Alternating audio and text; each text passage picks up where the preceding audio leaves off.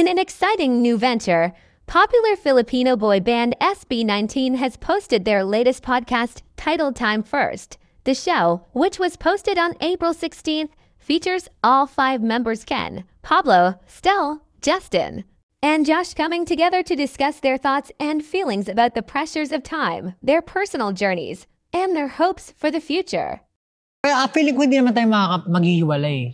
Kasi gumawa tayo ng baby together. Hindi ka sure. Wanzi, hello, oh. Napaisip ako doon, pre, ha? Hindi, kumbaga, Nangyari ba talaga sinasabi yun? niya kasi, Naisip niyo ba kung kailan tayo magsa-stop?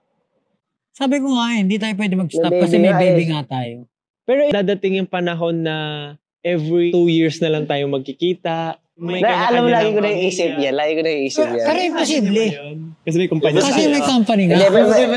Alam mo, Tama ka naman, imposible kasi meron kang inaalagaan. pero In this episode, the members candidly share their experiences navigating the fast-paced world of music and entertainment. Each member opens up about their individual stressors and the sense of urgency they feel in both their professional and personal lives. The podcast aims to provide a deeper understanding of the artists behind the catchy tunes and captivating performances that have won the hearts of fans worldwide. GG. Gusto ko na isikreto sa, siya magkaka-family ako, di ba? So, isikreto Private. sa- Na ikaw yung private tatay na, niya? Ganito ako dati. Yung background mo. Napakahirap Artist naman Wow, yan. mysterious. Artist Pang yung pelikula. background ko. Kasi, usually kasi, Parang hirap naman nun. Oo, hindi, I konti mean like, ano, usually mababalita ka. kasi, yung child, kung ano yung nakikita nila sa'yo, as much as possible, I-idolize naka-gain sila ng nila. respect, na-idolize sila. Gusto ko rin maging ganito.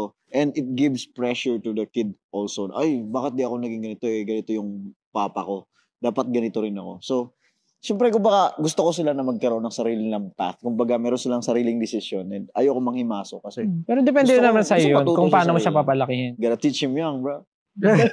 Oo, Tama. di ba? Nasa ano rin yun eh. Tsaka malay mo, yung asawa mo, chismosa. Tandem yan. Ano ba yung tatay mo? Ay, naku! Oo. Wala.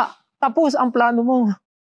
Yung mga ang daming bagay na parang importante yun, pero hindi na natin masyadong napagbigyan ng oras. Sobrang nagigilty ako doon kasi meron din ako na feeling na kapag feeling ko pag day off, parang mali, parang ganun. Yun ko kung nasanay na ako. Same tayo. Parang, Hinahanap ng katawan mo yung hindi ako trabaho. pakali. Kahit day off, pupunta ako office kasi parang mas na-enjoy ako na makita yung mga tao. Parang ganun yung naramdaman ko ngayon. So dumadaan ako office, ganun. Kasi mas nagagawa ko na siya ngayon.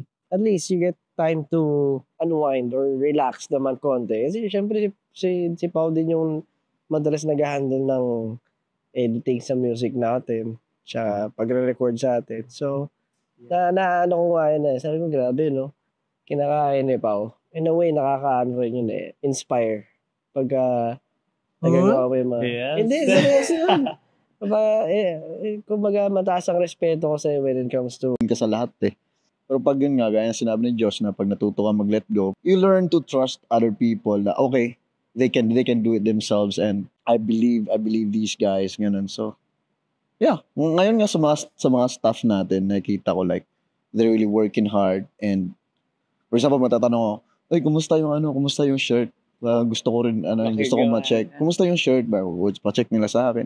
Parang ang ganda ng mga result na nakikita ko. So, andun yung gaan ng loob na I believe them. So, all I have to do is like, look at it and then like, okay, boom, pwede mo na ano yun.